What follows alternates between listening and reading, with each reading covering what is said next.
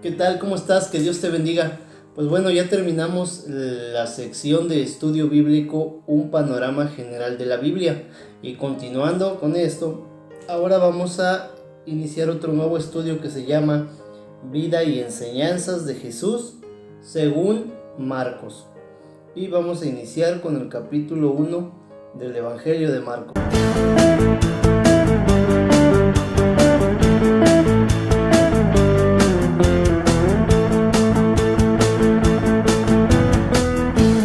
Ahora vamos a estudiar cómo inició su ministerio el Señor Jesús. Y dice como título el Evangelio de Marcos capítulo 1, Predicación de Juan el Bautista. Principio del Evangelio de Jesucristo, Hijo de Dios, como está escrito en Isaías el profeta: He aquí yo envío a mi mensajero delante de tu faz, el cual preparará tu camino delante de ti. Voz del que clama en el desierto, prepara el camino del Señor, enderezar sus sendas. Bautizaba Juan en el desierto y predicaba el bautismo de arrepentimiento para el perdón de los pecados. Punto número 1. Isaías fue un profeta que vivió como 500 años antes de que Cristo naciera. Y ahí es una maravilla hermosa de la profecía y cómo Dios fue anunciando la venida de su Mesías. Y pues hablando del bautismo que predicaba Juan, era el bautismo del arrepentimiento para el perdón de los pecados. Es por eso que cuando nosotros nos vamos a bautizar, tenemos que arrepentirnos y pedir perdón por los pecados cometidos. Por eso es que los seres humanos pequeños que no tienen conciencia de lo que hacen, pues ellos no tienen todavía una necesidad de bautizarse, porque ellos son de Dios. Eso ya es para la gente que ya tiene conciencia, que ya está grande y que sabe lo que hace y que por eso tiene que arrepentirse y pedir perdón por sus pecados. Salían a él toda la provincia de Judea, todos los de Jerusalén, y eran bautizados por él en el río Jordán, confesando sus pecados. Eso es bien importante porque recalca lo que acabamos de analizar. La gente salía confesando sus pecados. Un niño no tiene pecados que confesar, porque es un ser inocente. Y Juan estaba vestido de pelo de camello y tenía un cinturón de cuero alrededor de su espalda. Y comía langostas y miel silvestre. Como ya había explicado en otro video, no era la langosta como el camarón gigante, sino eran unos como grillitos, lo que era el alimento de Juan el Bautista. Y predicaba diciendo: Viene tras de mí el que es más poderoso que yo, a quien no soy digno de desatar encorvado la correa de su calzado. Yo a la verdad los he bautizado con agua, pero él los bautizará con el Espíritu Santo. Amén, gloria a Dios.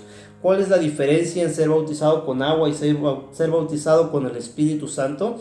Bueno, pues el bautizo con agua es cuando te sumerges en el río y ese es el acto simbólico y mueres al mundo y naces para Cristo, naces para Dios, te santificas, consagras tu vida a Dios. Y el bautismo en el Espíritu Santo son las señales de fuego del poder de Dios viviente en tu propia vida, que es el Espíritu que te fortalece.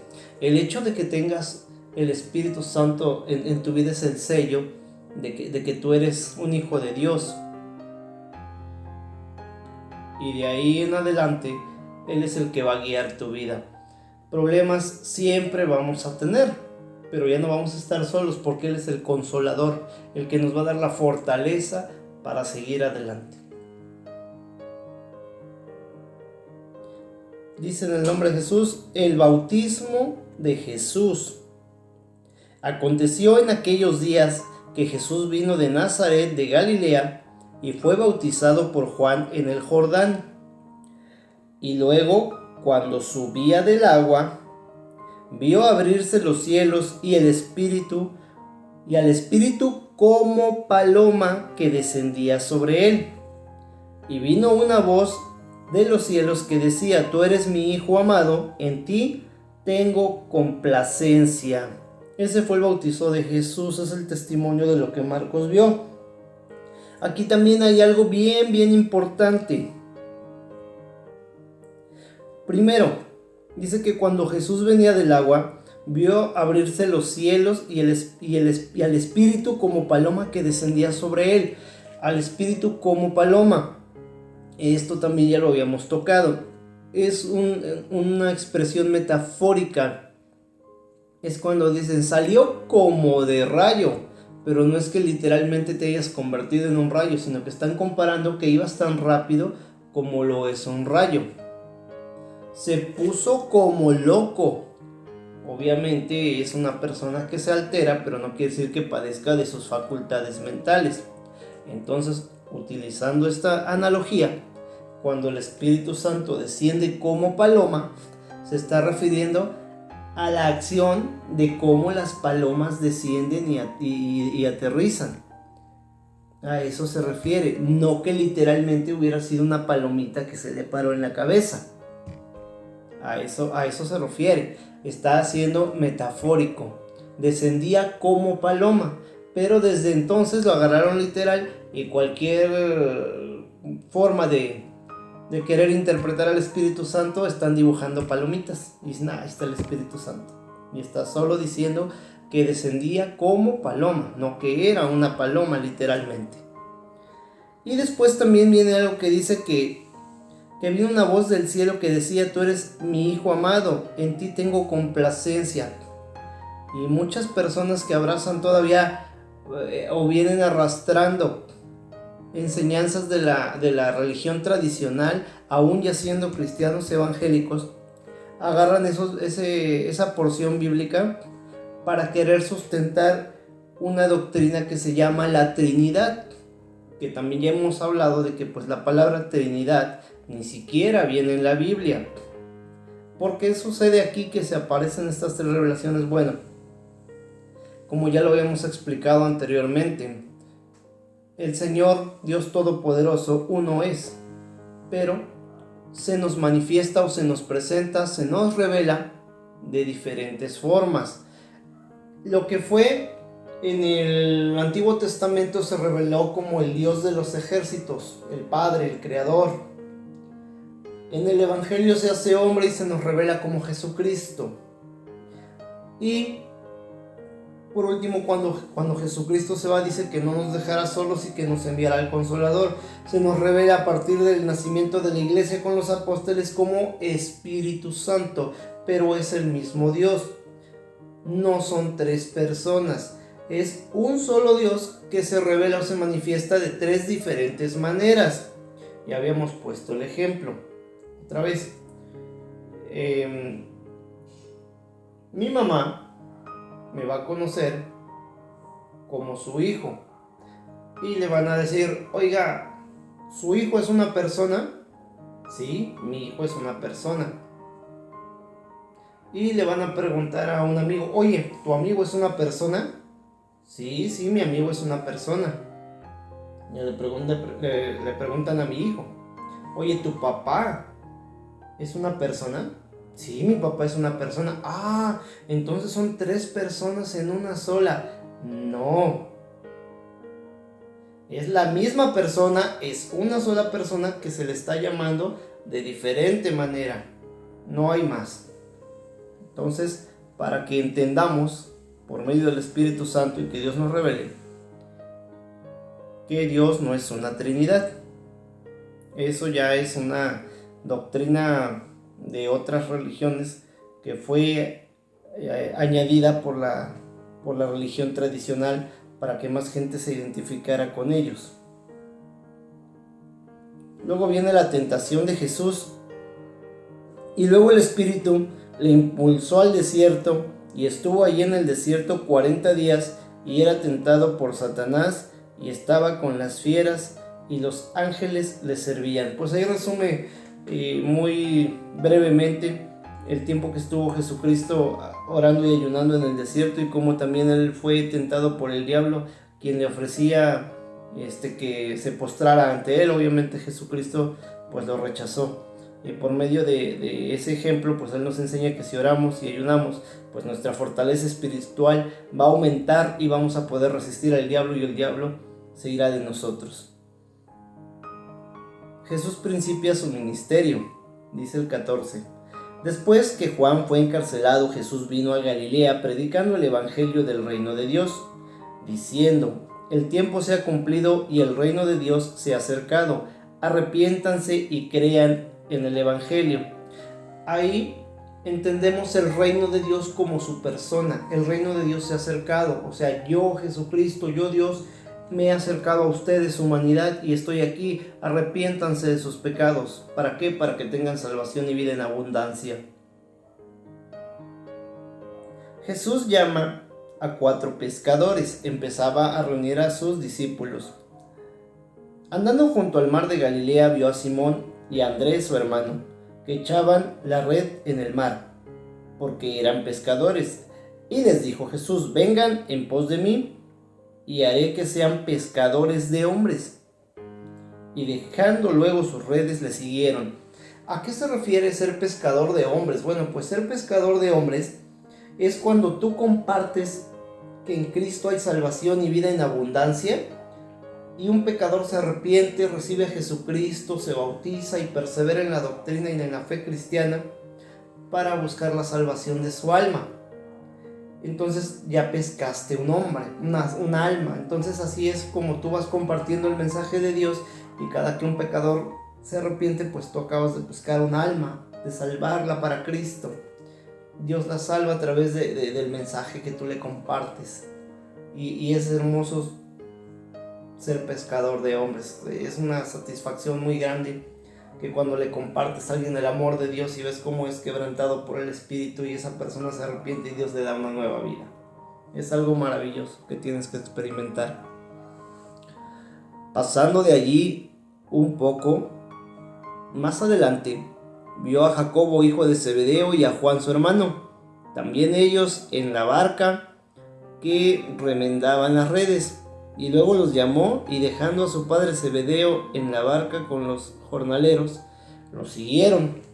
Aquí también este es un buen detalle, porque obviamente cuando Dios nos llama, a veces implica un sacrificio de dejar muchas cosas o muchas personas. Y esto está muy enfocado al primer mandamiento, que es: amarás al Señor tu Dios sobre todas las cosas.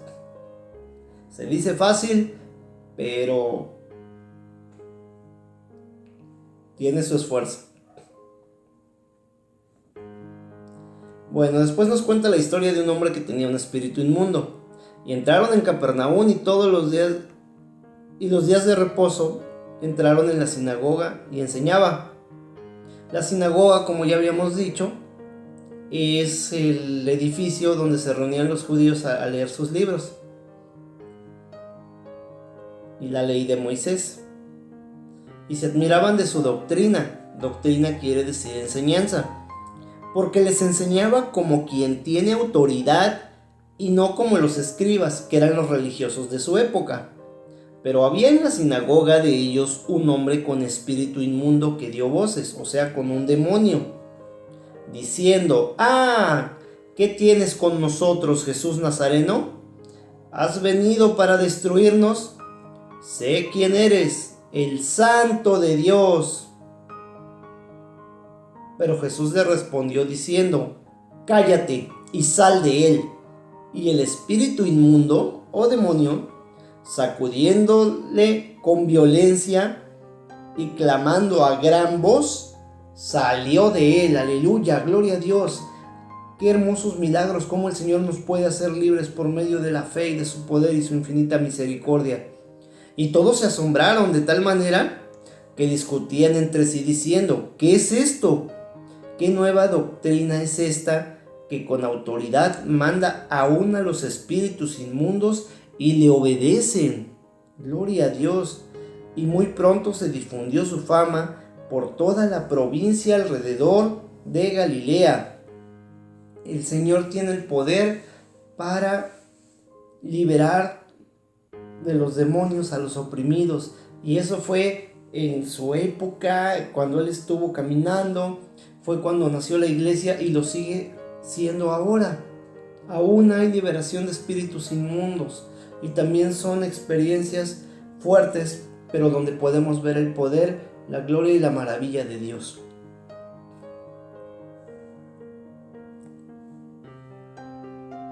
Jesús sana a la suegra de Pedro. Ya desde el título tenemos algo bien interesante. ¿Por qué?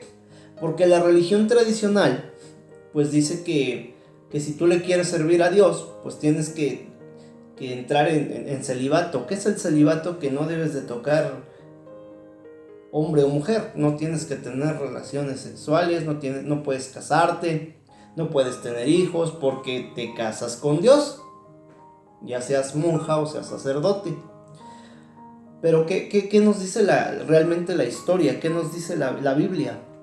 Pues aquí nos dice que Pedro era casado y aún así Cristo lo escogió como uno de sus discípulos.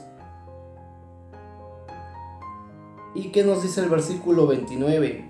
Al salir de la sinagoga, vinieron a la casa de Simón y Andrés con Jacobo y Juan.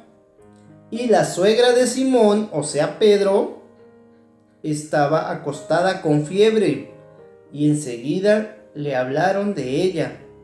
Entonces él, refiriéndose a Jesús, se acercó y la tomó de la mano y la levantó, e inmediatamente le bajó la fiebre y ella les servía. Gloria a Dios. Jesús sanó a la suegra de Pedro. Muchos sanados al ponerse el sol. Cuando llegó la noche, luego que el sol se puso, le trajeron todos los que tenían enfermedades y a los endemoniados. Cristo sigue sanando tanto a enfermos como liberando a los cautivos. Y toda la ciudad se agolpó a la puerta y sanó a muchos que estaban enfermos de diversas enfermedades, y echó fuera muchos demonios, y no dejaba hablar a los demonios porque lo conocían. Entonces aquí él estaba demostrando, estaba testificando del poder y de la misericordia de Dios. Y si tú te acercas a Dios, Dios también tiene el poder de sanarte y de liberarte y de darte una nueva vida, y una vida en abundancia. Bendito sea el Señor, para que su nombre sea glorificado. Jesús recorre Galilea predicando. Dice el versículo 35 del capítulo 1: levantándose muy de mañana, siendo aún muy oscuro, salió y se fue a un lugar desierto, y allí oraba. Y le buscó Simón, o sea Pedro, y los que con él estaban. Y hallándole le dijeron: todos te buscan. Él les dijo: vamos a los lugares vecinos para que predique también ahí, porque para eso he venido. Y predicaba en las sinagogas de ellos en toda Galilea, y echaba fuera demonios. Gloria a Dios. Bendito sea el Señor por estos maravillosos milagros y pruebas de su poder y misericordia que tiene para con nosotros. Dice el versículo 40 del mismo capítulo 1: Jesús sana a un leproso.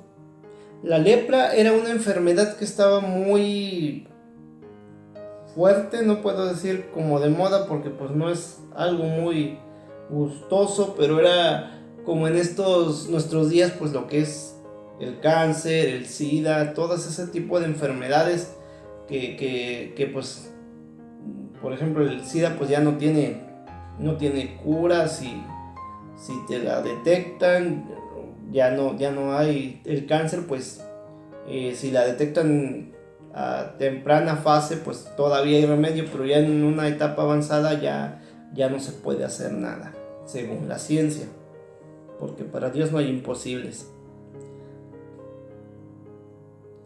Dice, entonces la lepra pues era como este tipo de enfermedades que te digo. La lepra era en aquellos tiempos. Vino a él un leproso, rogándole, e hincada la rodilla le dijo: si quieres, puedes limpiarme. Y Jesús, teniendo misericordia de él, extendió la mano y le tocó y le dijo: quiero, sé limpio. Gloria a Dios. Aquí en estos versículos también hay un mensaje bien importante que nos habla de cómo debemos de pedirle a Cristo.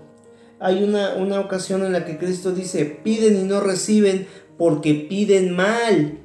¿Y por qué pedimos mal? Porque ahí entra nuevamente esta falsa doctrina de la confesión positiva, que dice que yo declaro, que yo decreto, y que no aceptaremos un no por respuesta, y todo de una manera positiva, cuando tenemos que entender que tiene que ser la voluntad de Dios y debemos de aprender a aceptarla, por muy difícil que sea, porque esas son las pruebas que vienen para nosotros. Aquí fíjate cómo le pide el leproso a Cristo. Él no le dice: a ver, Cristo, si tú eres Dios, sáname. No, él le dice: Señor, y se hinca con humildad y dice: si tú quieres, puedes limpiarme. ¿Y qué le contesta Cristo? Quiero, sé limpio. Y lo sanó. Gloria a Dios.